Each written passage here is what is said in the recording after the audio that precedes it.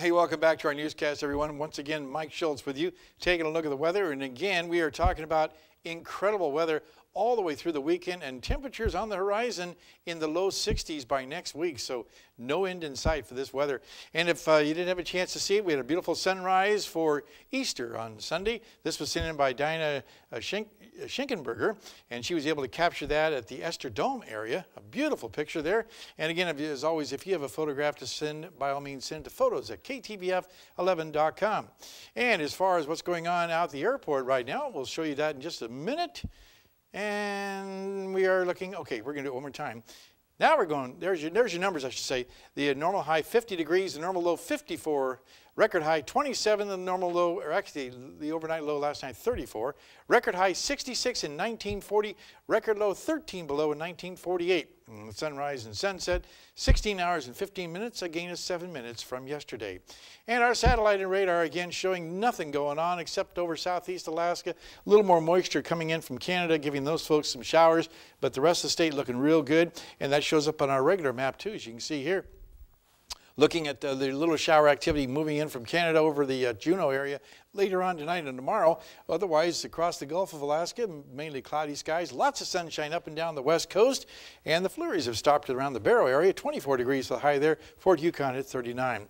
Lower 48 weather tonight, more weather to talk about, and some of it violent. A lot of heavy thunderstorm activity moving across Texas and the Central Plains also, with some rain over the Pacific Northwest. On our satellite radar, you can see those storms really gathering strength in the afternoon hours and then really exploding across parts of Texas. Another band moving across the Colorado area onto the Central Plains around Kansas, all the way up to Nebraska, and they're all going to be looking at a very stormy night.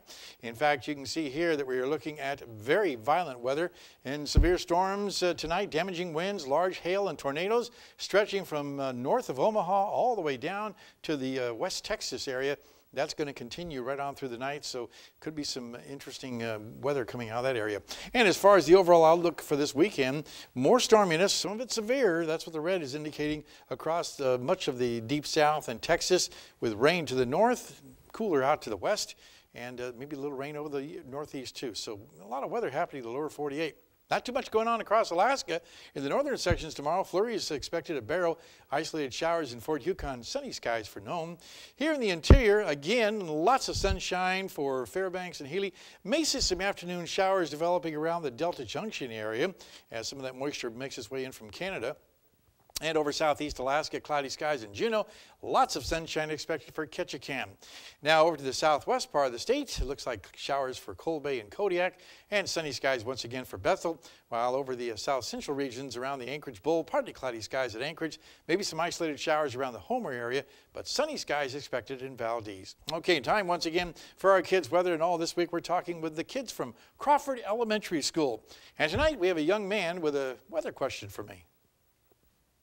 Hello, my name is Massimo, and I'm in Mrs. Francesco's 6th grade class, and my weather question is, can tornadoes form with only rapid winds and nothing else?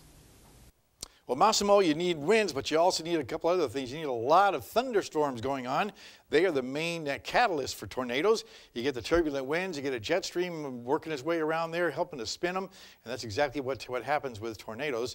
And all 50 states have tornadoes, even the Alaska area. So kids are kind of enthused to see that. We do have tornadoes in the Fairbanks area, even the North Pole, but very, very low scale, but just enough to make things interesting.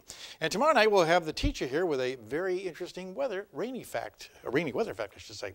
Here's your forecast for the remainder of the night. Scattered high clouds continued very mild, 33 degrees for the overnight low.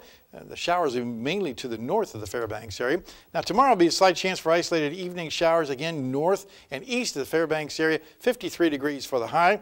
And the extended forecast, there's the 60-degree number we've been looking for next Monday and Tuesday, with daytime highs right around the mid-50s each day, and overnight lows again above freezing, around 35 degrees, pretty consistent. And like I said, this is definitely a late springtime pattern.